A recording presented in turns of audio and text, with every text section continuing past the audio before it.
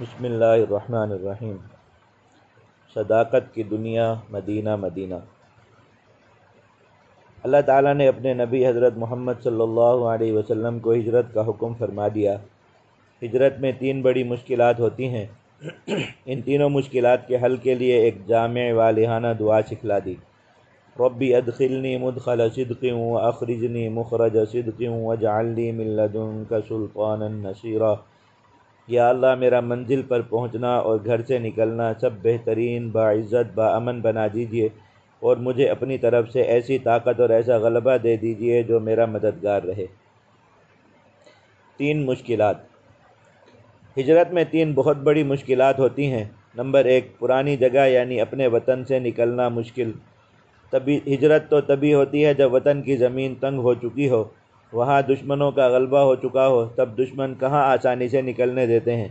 جبکہ حضور پاک صلی اللہ علیہ وسلم کے خلاف تو مکہ مکرمہ میں سازشیں عروج پر تھیں۔ مشرکین آپ کو شہید یا گرفتار کرنا چاہتے تھے۔ حسن بصری رضی اللہ عنہ فرماتے ہیں، کفار مکہ نے آپ صلی اللہ علیہ وسلم کے بارے میں یہ سازش کی کہ آپ صلی اللہ علیہ وسلم کو شہید کر دیں یا جلا وطن کر دیں یا گرفتار کر لیں، اور اللہ تعالیٰ نے فیصلہ فرمایا کہ اب مشرکین مکہ کے خلاف مسلمانوں کو قتال کی اجازت دے دی جائے، تو اللہ تعالیٰ نے اپنے نبی کو ہجرت کی اجازت دے دی اور یہ دعا سکھا دی، ربی ادخلنی مدخل صدق واخرجنی مخرج صدق واجعل لی من لدنک سلطانا نصیرا۔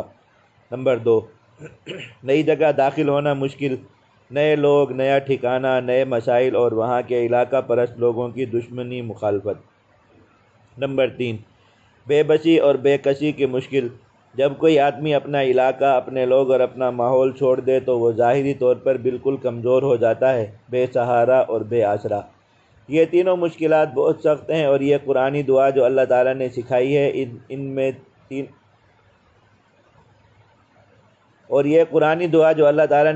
ہے اس میں تینوں مشکلات کا حل ہے۔ آپ بھی یہ دعا یاد کر لیں، یہ زندگی کے ہر مرحلے میں کام آئے گی۔ ہم ہر وقت کسی نئی جگہ داخل ہوتے ہیں اور کسی جگہ سے نکلتے ہیں، ہر وقت نئے زمانے میں داخل ہوتے ہیں اور پرانے زمانے سے نکلتے ہیں۔ اگر ہمارا نکلنا بھی اللہ تعالیٰ بہترین بنا دیں اور ہمارا داخل ہونا بھی بہترین بنا دیں تو ہماری زندگی کتنی شاندار ہو جائے گی۔ ربی ادخلنی مدخل صدق واخرجنی مخرج صدق واجعل لی من لدنک سلطانا نصیرا۔ حضرت اقدس شاہ عبد القادر صاحب رحمہ اللہ اس دعا کا مطلب یوں بیان فرماتے ہیں، یعنی اس شہر مکہ سے نکال آبرو سے اور کسی جگہ بٹھا آبرو سے۔ وہ اللہ تعالیٰ نے مدینہ میں بٹھایا اور وہاں کے لوگ حکم میں دیے، یعنی وہاں کے لوگ آپ کے تابع و فرما بردار بنا دیے، جن سے دین کو امداد ہوئی۔ حضرت عمر ابن عبدالعزیز رضی اللہ عنہ کے بارے میں روایت ہے کہ وہ اپنے گھر میں داخل ہوتے وقت بھی یہ دعا پڑھتے تھے، خیر والا داخل ہونا، خیر والا نکلنا، اور اللہ تعالیٰ کی طرف سے مدد دینے والا غلبہ اور طاقت ہر مسلمان کی ہر وقت ضرورت ہے، اس لیے اس دعا کو یاد کر لیں، سمجھ لیں، اپنا لیں اور دل میں بٹھا لیں۔ ربی ادخلنی مدخل صدق واخرجنی مخرج صدق واجعل لی من لدنک سلطانا نصیرا۔ یا اللہ، آپ مجھے جس جگہ، جس کام، جس ذمہ داری اور جس زمانے میں داخل فرمائیں تو بہت آبرو سے، بہت پسندیدہ طریقے سے، بہت خیر اور بہت شان سے داخل فرمائیں، اور مجھے جس جگہ، جس کام، جس ذمہ داری اور جس زمانے سے باہر فرمائیں تو بہت خیر، عافیت، سچائی، نیک نامی اور آبرو سے باہر نکالیں، اور مجھے ایسی طاقت اور ایسی قوت دے دیں جو دین کے معاملات میں اور دنیا کے جائز معاملات میں میری بات منوانے کا ذریعہ بن جائے، اور پھر جب آپ مجھے اس دنیا سے موت کے وقت نکالیں تو وہ نکلنا بھی بہت خیر، آبرو اور برکت والا ہو، یعنی میرا قبر میں داخلہ بھی خیر والا ہو، اور پھر قبر سے روز قیامت کھڑا ہونا بھی خیر و برکت اور کامیابی والا ہو، اور مجھے وہاں بھی آپ کی مدد نصیب ہو۔ ربی ادخلنی مدخل صدق واخرجنی مخرج صدق واجعل لی من لدنک سلطانا نصیرا۔ سمجھنے کی 3 باتیں۔ اس مبارک دعا کو اچھی طرح سمجھیں گے تو قرآن مجید کی ایک آیت مبارکہ کو سمجھنے کا عظیم اجر و ثواب بھی مل جائے گا۔ آئیے سمجھنے کی کوشش کرتے ہیں۔ ربی، اے میرے رب، آخر میں متکلم کی یا تھی جو قانون کے تحت گر گئی۔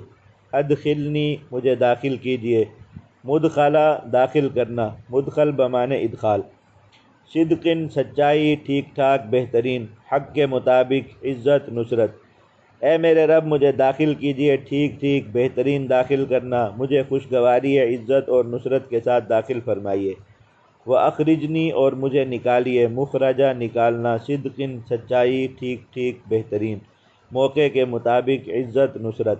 وَاجْعَل لِی اور بنا دیجئے میرے لیے، یعنی دے دیجئے مجھے، مِن لَدُنْکَ اپنی طرف سے، سلطاناً غلبہ، بات منوانے کی طاقت، حکومت، قوت، بالادستی، نصیراً مددگار، مدد کرنے والا۔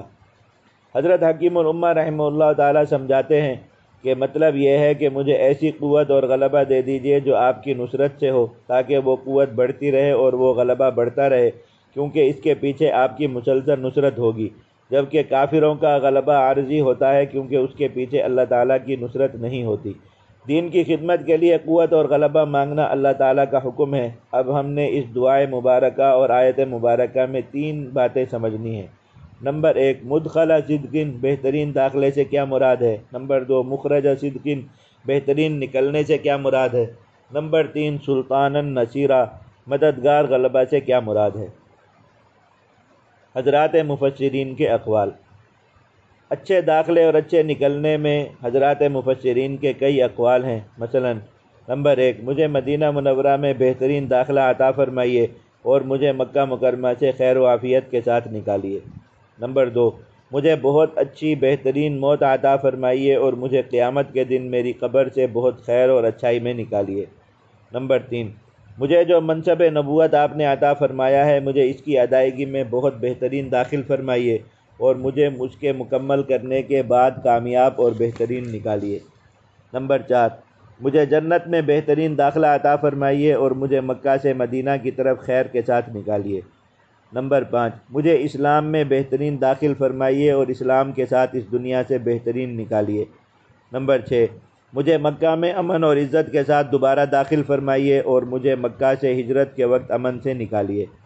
نمبر 7، مجھے ان کاموں کی توفیق دیجیے جن کے کرنے کا آپ نے حکم فرمایا ہے اور مجھے ان کاموں سے بچائیے جن سے آپ نے منع فرمایا ہے، اوامر میں داخلہ اور نواہی سے اخراج۔ نمبر 8، مجھے جس کام میں بھی داخل کیجیے خیر اور خوبی سے داخل کر کے خیر و خوبی سے نکالیے، ایسا نہ ہو کہ داخل ہوتے وقت ایک حالت ہو اور نکلتے وقت دوسری حالت۔ نمبر 9، میرے ہر کام کی ابتدا اور انتہا اپنی رضا اور اطاعت کے مطابق بنا دیجیے، یعنی مجھے ہر کام میں اول تا آخر اخلاص اور آپ کی فرمانبرداری نصیب ہو۔ نمبر 10، آیت مبارکہ عام ہے، ہر کام، ہر سفر، ہر عمل، ہر تقدیر، موت اور زندگی، ان سب میں خیر و عزت والا داخلہ اور خیر و عزت سے تکمیل مراد ہے۔ یہ کل 10 اقوال ہو گئے، ان کو ایک بار پھر توجہ اور محبت سے پڑھ لیں اور تمام کی نیت کر کے دل سے دعا مانگیں۔